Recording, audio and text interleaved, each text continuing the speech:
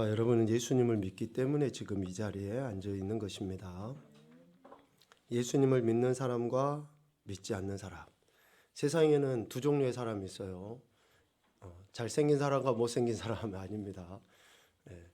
예수님을 믿는 사람과 예수님을 믿지 않는 사람, 두 종류의 두 부류의 사람이 있습니다. 예수님을 믿지 않는 사람과 믿는 사람의 차이는 뭘까? 차이가 뭐라고 생각하십니까? 예? 말해도 돼요. 틀리면 제가 틀렸다고 이야기할 테니까 뭐 창피한 것도 아니고 뭐 큰 소리로 이렇게 이야기했을 때 틀렸으면 땡! 예. 과감하게 이야기할 테니까.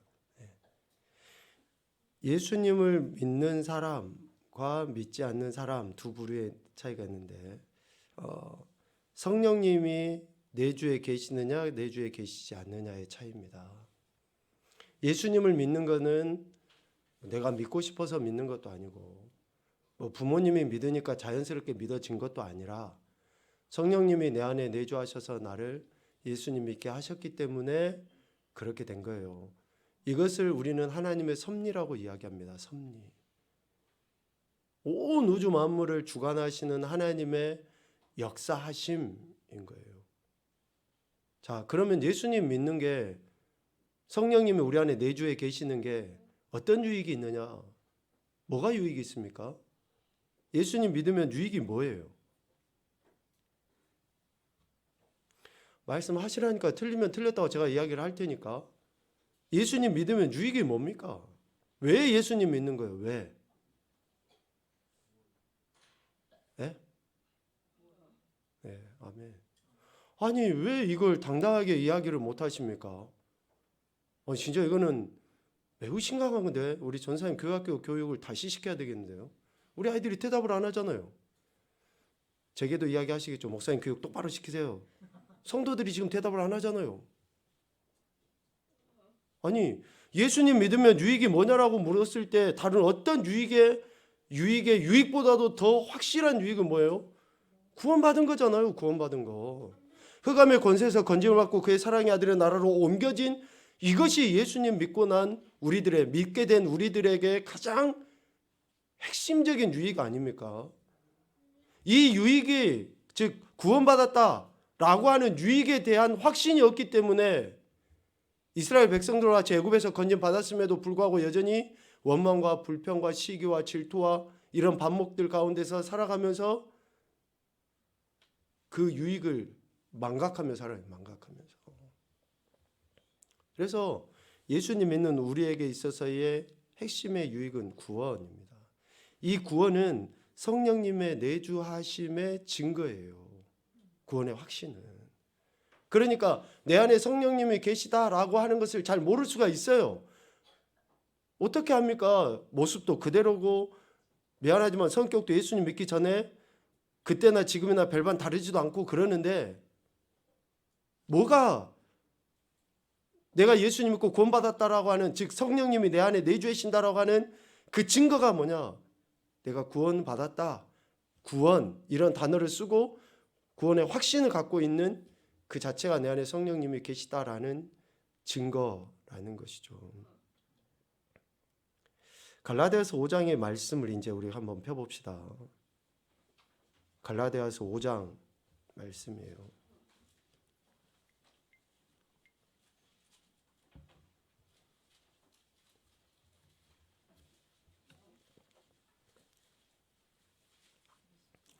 갈라디아서 5장에 보면 육체의 소욕의 일, 그러니까 육체의 일과 성령의 소욕, 성령의 인도하심에 따른 그러한 모습과 행태들이 명확하게 대조되어서 나와 있는 것을 우리가 보게 됩니다. 예수님 믿는 사람들은 그 안에 성령님이 내주에 계신다라고 하죠. 그러니까 예수님 믿는 사람들은 성령을 따라 행하려는 마음이 있어요. 그런데 이 성령을 따라서 행하려는 마음과 함께 어떤 마음이 공존합니까? 육체의 욕심이 공존해요. 육체의 욕심이. 여러분 이것을 인정하셔야지 돼요. 그러니까 우리가 죄도 짓고 또 하나님의 뜻을 거스르기도 하고 하는 거 물론 회개해야 될 일이지만 그것 가지고 다른 사람을 비난하고 판단하고 정죄할 필요도 없어요. 왜? 나도 똑같은 인간이니까. 내가 예수를 믿어도 나도 성령의 그 성령을 따라서 행하려는 마음이 있는 것과 함께 내 육체가 원하는 대로 살아가고자 하는 마음이 있기 때문에 그래요. 그러니까 다른 사람들도 마찬가지예요. 예수님 믿는 사람들도. 그런데 예수님 안 믿는 사람들은 어떻습니까? 성령을 따라서 행하려는 마음 자체가 없어요. 자체가 없어. 그들은 오로지 한 가지의 마음밖에 없어요. 육체가 원하는 대로, 자기 마음에 이끌리는 대로, 자기 감정에 이끌리는 대로. 예수님을 믿지 않는 사람들은 오직 이 한 가지의 마음밖에 없다고요. 이 한 가지 마음밖에. 그러니까 예수님 믿는 사람들, 오늘 저와 여러분은 좀 세상 사람들이 봤을 때는 독특한 거예요. 자기 마음대로 하고 자기 형편대로 하고 자기 상황대로 하면은 참 편리하고 좋잖아요. 그것이 어떤 결과를 가져오든지 상관없이. 그런데 예수님 믿는 사람들은 미안하지만 뭐가 있어요? 브레이크가 있어요. 브레이크가. 내 마음대로 하려고 하는데 브레이크가 이렇게 잡혀져요. 그게 누굽니까? 성령 하나님에 의해서 내가 마음대로 막 휘젓고 내가 하고 싶은 대로 하고자 하는 그런 강력함이 있지만 어때요? 성령님께서 브레이크를 탁탁탁 잡아주는 거죠. 근데 브레이크를 조금 늦게 밟으면 어때요? 사고 나요. 성령님이 늦게 밟는다는 게 아니라 여전히 내가 하고 싶은 힘이 강력하니까 그냥 성령의 인도하심을 무시하고 살아서 결국은 사고를 내는 거죠. 자, 이것을 오늘 갈라디아서 5장에 보면 명확하게 이야기를 하고 있습니다. 자, 육체의 욕심, 육체의 일이 뭐냐? 갈라디아서 5장 19절부터 21절까지 말씀을 우리 보도록 하겠습니다. 갈라디아서 5장 19절부터 21절 시작. 육체의 일은 분명하니 곧 음행과 더러운 것과 호색과 우상 숭배와 주술과 원수 맺는 것과 분쟁과 시기와 분냄과 당짓는 것과 분열함과 이단과 투기와 술 취함과 방탕함과 또 그와 같은 것들이라. 전에 너희에게 경계한 것 같이 경계하노니 이런 일을 하는 자들은 하나님의 나라를 유업으로 받지 못할 것이요. 아멘. 자, 육체의 욕심, 육체의 일은 이것이다 라고 분명하게 이야기를 해요. 그러니까 예수님만 믿는 사람들은 또 아니, 예수님을 믿는다 할지라도 오늘 우리들은 성령의 그 인도하심 속에 살아가지 못하면 갈라디아서 5장 19절부터 21절까지가 늘 이렇게 표출되고 나타나게 되어 있다라는 거죠. 표출되고 나타나게 되어 있다. 그러나 성령을 따라 행하려는 마음을 갖고 있는 사람들은 어떻습니까? 갈라디아서 5장 22절부터 23절까지의 그런 삶의 모습과 태도들이 드러나요. 우리 한번 같이 봅시다. 22절, 23절 시작. 오직 성령의 열매는 사랑과 희락과 화평과 오래 참음과 자비와 양선과 충성과 온유와 절제니 이 같은 것을 금지할 법이 없느니라. 아멘. 이처럼 성령을 따라서 행하려는 이 마음, 그러한 행태는 22절, 23절에 나와 있는 소위 말하는 성령의 열매를 맺게 되죠. 그런데 예수님 믿는 사람들은 이 두 가지가 성령을 따라 행하려는 것과 육체의 욕심을 따라 행하려는 것이 늘 싸웁니다. 늘 싸워요. 우리 16절, 17절 말씀을 보면 확실히 알 수 있습니다. 이 말씀도 같이 봅시다. 내가 이르노니 너희는 성령을 따라 행하라. 그리하면 육체의 욕심을 이루지 아니하리라. 육체의 소욕은 성령을 거스르고 성령은 육체를 거스르나니 이 둘이 서로 대적함으로 너희가 원하는 것을 하지 못하게 하려 함이니라. 아멘. 우리가 성령의 인도하심을 따라 살아가면 육체의 소욕을 꺾을 수가 있습니다. 육체의 소욕을 따라 살아가면 성령의 역사하심을 방해할 수 있게 됩니다. 그래서 우리가 예수님을 믿는 우리가 우리 안에 내주하시는 성령님의 인도하심을 따라 살아가야 할 이유들이 여기에 있는 거예요. 육체의 소욕은 이러한 19절부터 21절까지 행태로 나타나고 성령은 22절과 23절의 행태로 나타나기 때문에 우리는 우리 안에 성령 하나님이 행하시도록 우리 자신을 내어드려야 하는 것이죠. 항상 이 두 가지의 마음 속에서 우리는 갈등합니다. 그러다가 죄를 범하고 또 회개하기도 하고 또 어쩔 때는 성령의 열매를 맺어서 기뻐하기도 하고 육체의 일을 이렇게 행한 사람은 죽을 때까지 육체의 일만 행하는 게 아니에요. 예수님 믿는 사람에 근거해서 지금 이야기합니다. 이 두 마음이 싸우는 사람 속에 두 마음이 싸우고 있는 사람이 육체의 소욕에 졌어요. 그래서 육체가 이렇게 이러한 일들이 드러나요. 그러면 그 사람은 죽을 때까지 육체 일만 행하느냐? 또 반대로 성령의 소욕이 성령이 한번 이렇게 나를 주장하셔서 이러한 열매가 맺혀져요. 그러면 평생 죽을 때까지 그 열매가 계속 맺히냐? 아니잖아요. 언제는 육체의 소욕이 드러나기도 했다가 언제는 성령의 열매가 나타나기도 했다가 이런 갈등 충돌에서 늘 우리는 헤매게 되는 거죠. 그래서 사도 바울은 오늘 갈라디아서 5장 24절에 이렇게 이야기해요. 성령의 열매만 지속적으로 맺기 위해서는 이렇게 해야 된다. 성령의 열매를 지속적으로 맺기 위해서는 5장 24절에 이렇게 이야기하는 거예요. 보죠. 그리스도 예수의 사람들은 육체와 함께 그 정욕과 탐심을 십자가에 못 박았느니라. 아멘. 그러니까 우리가 정욕, 탐심, 즉 육체가 원하는 것을 날마다 십자가에 못 박는 거예요. 그럼 십자가에 못 박는다는 게 뭐냐? 어떻게 하지 십자가에 못 박는 거예요? 내가 예수 그리스도를 나의 구원자로 계속 고백을 하는 거예요. 그리고 하나님의 말씀을 늘 생각을 하는 거예요. 이게 십자가에 못 박는 것이지. 그분의 말씀이 내 안에서 자꾸 살아서 역사하는 것이 내가 죽는 거예요. 자, 다시 이야기합니다. 우리가 죽어야 되잖아요. 갈라디아서 2장 20절에서 이야기하는 것처럼 이제는 내가 죽고 예수 그리스도와 함께 사는 인생이 돼야 되잖아요. 그럼 내가 죽는 것이 어떻게 죽는 거냐? 그것은 그분의 말씀이 계속 내 안에서 샘솟듯이 솟아나와서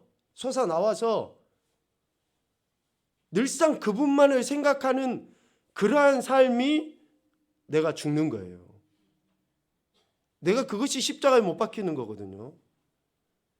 탐심, 정욕 없는 인간이 어디 있습니까? 다 있죠. 예수님 믿어도. 그런데 그러한 탐심이나 정욕이 이런 악한 것들이 계속 일어나려 할 때에 그분의 말씀, 주님의 말씀을 기억하는 거죠.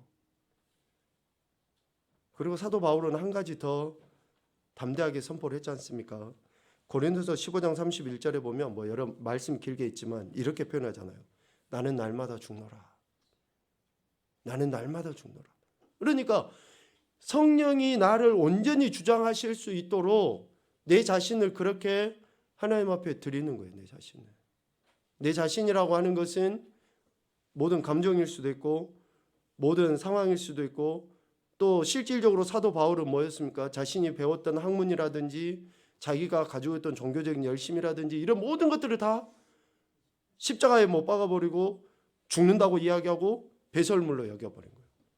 그러니까 그렇게 해야지만이 뭐가 드러납니까?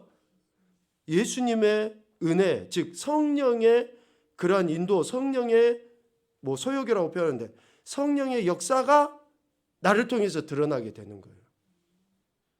이거는 앞서 이야기했잖아요. 육체의 일을 행하는 사람은 죽을 때까지 육체의 일, 이게 아니라니까요. 계속 반복이 되어져요. 계속. 어쩌면 지금 이 순간에도 여러분들이 육체의 소욕과 성령의 그 소욕이 싸우고 있는지 몰라요. 그러니까 계속해서 반복해서 일어납니다. 미안하지만 죽을 때까지. 그러니까 죽을 때까지 우리는 뭐 해야 되는 거예요? 날마다 죽어야 돼요. 죽을 때까지 우리는 날마다 죽어야 되고 죽을 때까지 날마다 정욕과 탐심을 십자가에 못 박는, 즉 예수 그리스도의 말씀을 기억하고 그분의 말씀을 내 삶에서 살아내기 위한 훈련을 지속적으로 해야 돼요. 오늘 여기 갈라디아서 5장 22절에 보면 성령의 열매는 이라고 이야기해요. 열매. 이 열매는 단수매예요. 단수. 그러니까 복수 단수할 때 단수입니다. 열매는 오직 성령 하나님 한 분의 단일의 역사로 나타나는 거예요. 단일의 역사로. 내가 다른 사람보다 조금 신사적이고 뭐 도덕적이고 착해가지고 이런 열매를 맺는 게 아니에요. 하나님이, 성령 하나님이 나를 통해서 이 열매를 맺히시는 거지, 내가 조금 더 점잖해서 이런 열매를 맺는 게 아니에요. 또 이 단수라고 하는 그 의미는 뭐냐면, 열매를 단수로 왜 표현하셨냐 그러면 사랑부터 절제까지 각각 독립적이라는 거예요. 각각 독립적인 거. 물론 사랑에 의해서 모든 것들이 열매로 나타나는 것처럼 비춰지지만 이 각각의 독립의 영역으로 단계적으로 나타난다라는 것을 의미합니다. 그러니까 그 열매 자체가 뭐예요? 완전하다는 거예요. 완전하다는 거. 성령의 열매 그 자체가 완전하다는 거. 더 이상 어떠한 우리의 뭐 은하 이런 것이 결코 필요치 않다라는 것을 의미합니다. 이 성령의 열매 가운데 오늘은 희락을 이야기하려 합니다. 희락. 헬라어로 이야기하면 카라예요. 카라. 유쾌함, 은은한 기쁨, 그런 의미가 있다 그래요. 그런데 이 카라라는 그 희락, 기쁨의 단어는 지속적인 기쁨을 의미해요. 지속적인 기쁨. 그냥 순간에 어떤 뿅 해갖고 하는 그 기쁨이 아니고 은은하게 한결같이 지속적으로. 그러니까 성령의 은혜로 우리가 성령의 은사를 경험하고 성령의 열매로서의 희락은 항상 기뻐하는 거예요. 오늘 이야기하는 것처럼. 그러니까 이 항상 기뻐한다라고 이야기할 때에 우리는 조건을 그렇게 달 수 있죠. 항상 기뻐할 수 있어야지 기뻐하죠. 우리는 조건이 그거예요. 항상 기뻐하는 일이 있어야지 항상 기뻐하죠. 그러나 우리 지난 시간에 감사에 대해서도 이야기했지만 이 기뻐하라 라는 것은 명령입니다. 네. 명령이에요. 명령은 해도 되고 안 해도 되고가 아니라 반드시 해야 되는 거예요. 반드시. 그러니까 이 성령의 열매로서의 희락을 성령님께서 우리에게 맺히게 하신다라고 할 때에 그 은혜는 항상 기뻐하는 것으로 나타납니다. 항상 기뻐하는 기쁨, 한결같음. 그러니까 우리가 억지로 기뻐할 수 있어요. 그런데 그 억지로 기뻐하는 것은 금세 뽀록이 납니다. 그러나 성령에 의해서 기뻐하는 것은 표정부터가 달라요. 지금 여러분의 표정하고 다를걸요? 표정부터가 달라요. 우리가 성령님이 내 안에 계시는데 우리가 기뻐하지 않는다. 이것을 좀 무서운 말로 하면, 무서운 말로 성령님이 우리 안에 계시는데 우리가 기뻐하지 않는다. 죽을 상을 쓰고 살아간다. 무서운 말로 하면 성령 모독입니다. 아멘을 안 하는 것은 뭐 때문에 우리 저은이가 아멘을 했는가 모르겠다. 여러분, 우리가 성령 모독하는 것을 뭘로 성령 모독한다고 이야기합니까? 아니, 우리 안에 성령 하나님이 내주하셔서 날마다 나와 함께 하시고 성령님은 나를 통해서 이러한 열매들을 맺으시고 내 안에 영원한 하나님 나라의 소망과 천국에 대한 그 확신을 매 순간순간 심어주고 계시는데도 불구하고 나는 기뻐하지 않아. 나는 감사하지 않아. 그러면 그것이 성령 모독하는 것이지, 성령 모독죄가 뭐가 성령 모독죄입니까? 여러분, 제발 나사 한두 개 빠진 사람처럼 그냥 웃고 다니세요. 웃는 얼굴에 누가 침 뱉습니까? 제가 누차 이야기하잖아요. 저는 강조해서 이야기하려고 하다 보니까 이 자리에서 인상 쓰는 거지 제가 기분 나빠서 인상 쓰는 게 아니에요. 저는 지금 강력하게 강조해서 이야기하려고 이렇게 인상을 쓰고 이야기하지만 여러분들은 이 이야기를 들으면서 웃어야 돼요. 웃으면 나이가 나옵니다. 이런 딱 나이가 나와요. 옛날 그 프로그램을 아는 소문. 그런 그 프로그램 옛날에 그런 프로그램들이 있었어요. 그런 프로그램들이. 그러니까 우리가 웃는 것이 그냥 세상 사람들은 월요일은 왜 웃어요? 화요일 날은 화나게 웃으면 안 되죠. 화를 내고 왜 웃어요? 화를 내고. 화사하게. 수요일은 하여튼 대충 그런 게 있어요. 세상 사람들은 다 그렇게 말을 붙여서라도 웃으려고 그러는데 우리는 그게 아니라 예수 그리스도 안에서 날마다 웃을 수 있잖아요. 한번 해봅시다. 시작.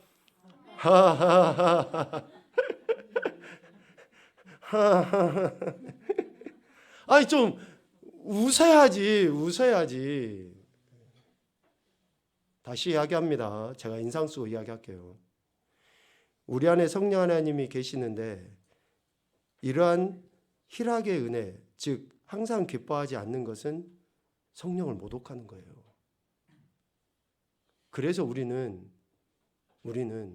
내 안에 예수님이 계시고 성령 하나님이 계시다라는 것을 항상 기뻐하는 것으로, 또 더 나아가서는 오늘 데살로니가전서 5장에서 이야기하는 것처럼 쉬지 않고 기도하고 범사에 감사하는 것으로 나타내 보여야 돼요. 감사할 거리가 있을 때만 감사하고 기뻐할 거리가 있을 때만 기뻐하는 것은 명령에 불순종하는 거예요. 명령에 불순종해요.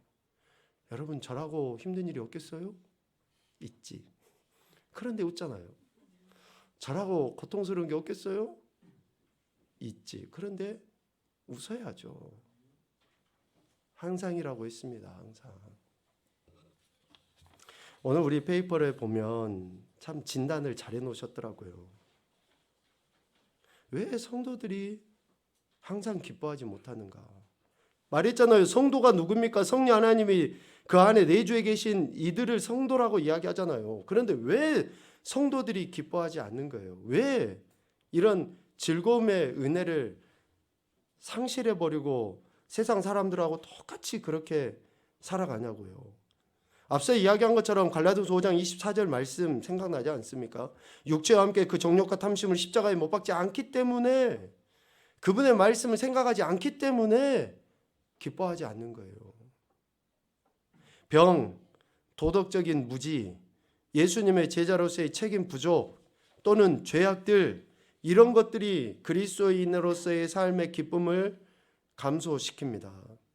그래서 내가 책임을 다하는 것, 또 이런 죄의 유혹들을 과감하게 끊어버리는 것, 또 실질적으로 내가 육체적인 병이나 이런 것으로부터 더 강건할 수 있도록 내 육체를 잘 관리하고 보호하는 것, 이런 것들도 실질적으로 필요하다라는 거죠. 이러한 연약한 상태가 지속되다 보면 결코 우리의 기쁨은 사라지게 되어 있기 때문에 그렇습니다. 예수님께서 기쁨의 근원이며 또한 기쁨을 위한 근원으로 존재하신다라는 것을 이제는 우리가 기뻐하는 것으로 나타내 보여야 돼요.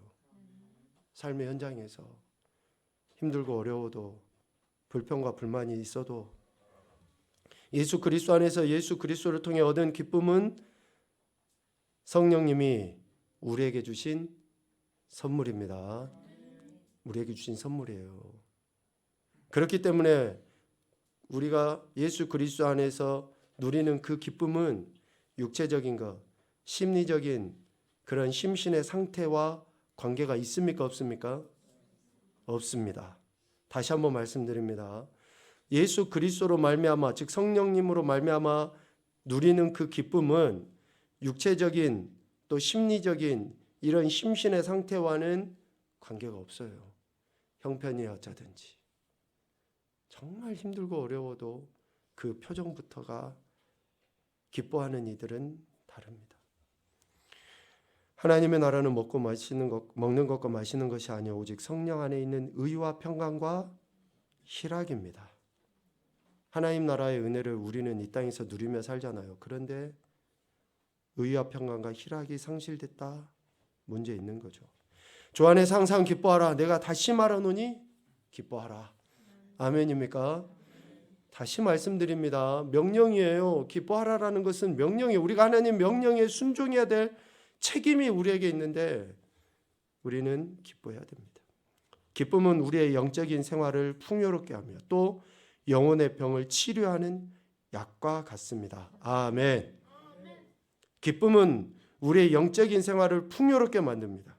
왜 우리가 영적으로 다운이 되는가? 다른 어떤 문제가 아니에요. 지금 내 삶의 현장에서 감사가 사라지고 기쁨이 사라져서 문제예요. 어떤 조건의 문제가 절대 아닙니다, 여러분. 조건의 문제가 아니에요.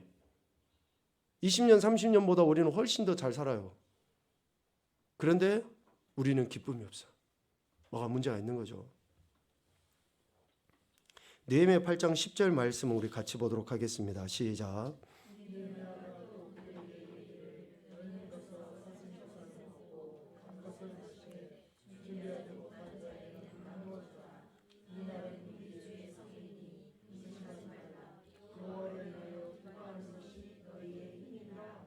아멘. 기쁨이 뭐라고 말씀합니까? 너희의 힘이다라고요. 힘. 여러분 우리가 이런 힘과 능력, 담대함은 주님으로 인한 기쁨이 있을 때 나타나요. 왜 목회자들의 사역이 이렇게 힘이 없을까? 교회의 규모 아닙니다. 여러분들의 삶에 왜 이렇게 힘이 없을까? 가정의 경제 형편 아닙니다. 미안하지만 아니에요. 내 안에 진정한 기쁨이 없기 때문에 그래요. 기쁨의 은혜를 내가 누리지 못하기 때문에 그러는 거예요. 희락이 있어야, 기쁨이 있어야 신앙도 점점 자라게 되고 또 제대로 된 감사가 넘치게 돼요. 기쁘십니까? 기뻐하셔야지 돼요. 기쁜 일이 없어도 기뻐하십시오. 다시 한번 해볼까요? 나는 기뻐할 것입니다. 여러분 첫 번째 다짐하십시오. 나는 기뻐할 것입니다. 왜? 명령이기 때문에 그래요. 명령이기 때문에. 순종하는 자들이 하나님의 안식에 들어가게 됩니다. 히브리서 3장 18절에 말씀합니다. 그래서 우리는 기뻐하라고 하신 이 명령에 순종해야 돼요. 그래야지만이 영원한 천국에 들어갈 수 있게 됩니다. 구원을 이루어가는 것, 이런 모든 것들의 말씀들의 결국은 구원의 완성 아닙니까? 그럼 구원의 완성은 뭘로 나타나요?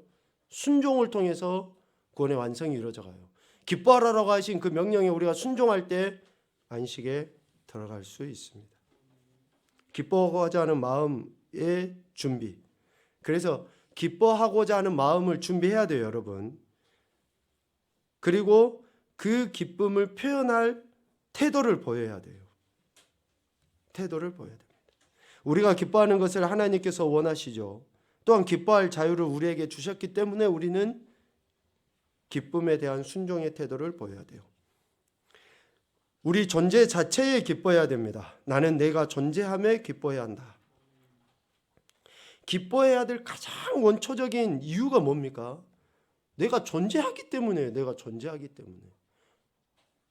내가 존재함에 기뻐해야 하는 거죠. 그것도 우리를 지으심이 심히 기묘하다 그랬잖아요. 어찌 나 같은 일은 만드셨을까? 어떻게 이렇게 만드셨을까? 왜요?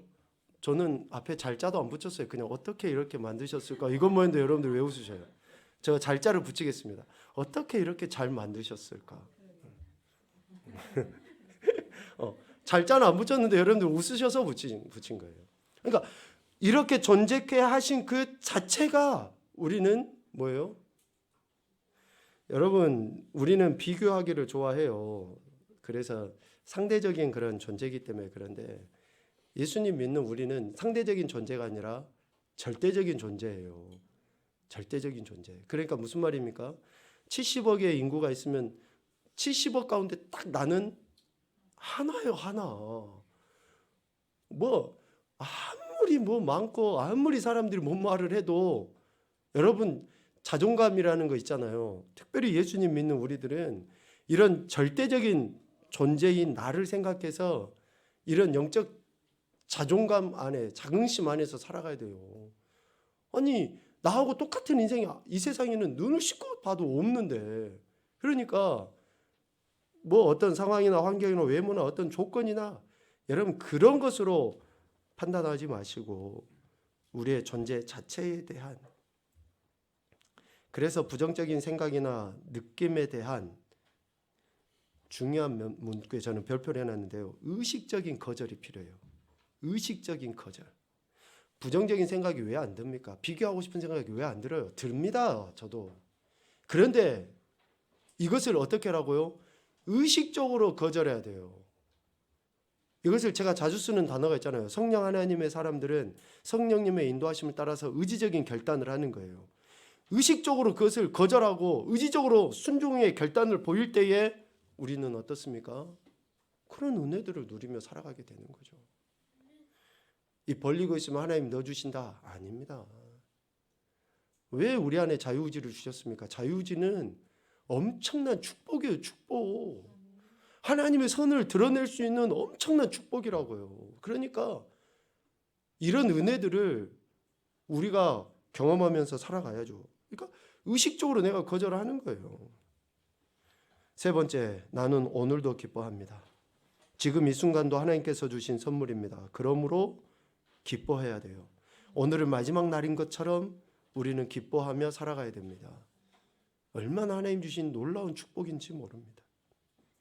오늘이라는 이 시간, 이 기회는 두 번 다시 오지 않아요. 그러니까 이 기쁨을 우리가 누리면서 살아가야죠. 네 번째는 영원을 기뻐해야 됩니다. 영원. 기쁨의 근거가 뭡니까? 영원한 생명 아닙니까? 예수 그리스도로 말미암아 구원받았다라는 것, 영원한 생명을 얻었다는 것, 그것 때문에 우리가 기뻐하는 거죠. 다시 이야기하지만 영원한 생명을 얻었는데 지금 이 땅에서 물질이 좀 부정한 것 가지고 막 죽을 상을 쓰고 살아간다. 이게 진짜 문제 아닙니까?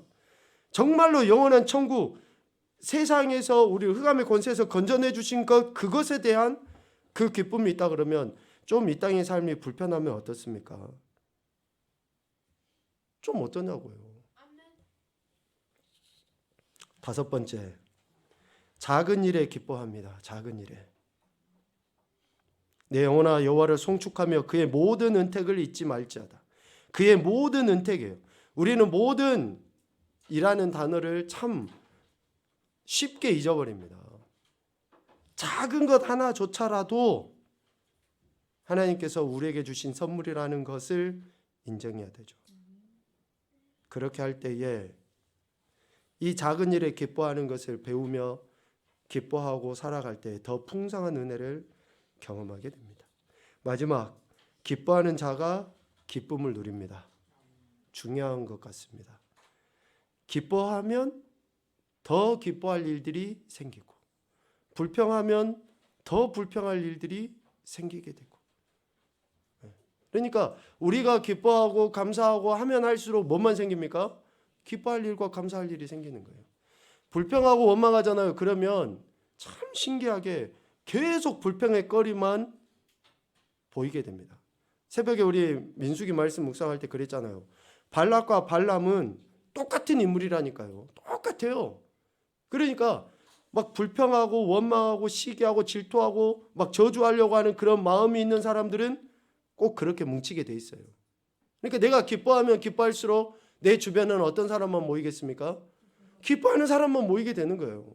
내 주변이 지금 어떠한지를 보면 내가 지금 그 상태예요. 내가 불평하고 원망하니까 계속 불평의 거리만 내 주변에 찾아오게 되고, 그런 사람들만 이렇게 좋지 않은 거는 꼬인다 그러잖아요. 꼬인다고. 자꾸 그런 사람들만 껴있는 거예요. 그래서 기뻐하는 자가 더 기쁨을 얻습니다. 그리고 한 가지는 기쁨은 전파력이에요. 전파력. 제가 방금 그러니까 여러분도 웃었잖아요. 그러면 다 웃게 돼 있어요. 내가 웃으면 다른 사람들도 웃게 되는 거예요. 이것은 단순히 그냥 뭐 웃으면 복이야 그런 차원의 문제가 아니라 하나님의 명령에 순종하는 우리의 태도를 이야기하는 겁니다. 기뻐하라. 그것도 항상 기뻐하라 라고 하신 명령에 순종하는 태도를 보일 때에 더욱 큰 기쁨을 얻고 그 큰 기쁨을 계속 지속적으로 유지해 나갈 수 있게 됩니다. 여러분 주님의 이름으로 축복합니다. 항상 기뻐하시는 저와 여러분이 되셔서 성령의 사람이라는 것을 이 마지막 때에 드러내 보이는 귀한 인생들이 되시기를 주님의 이름으로 축복합니다. 아멘.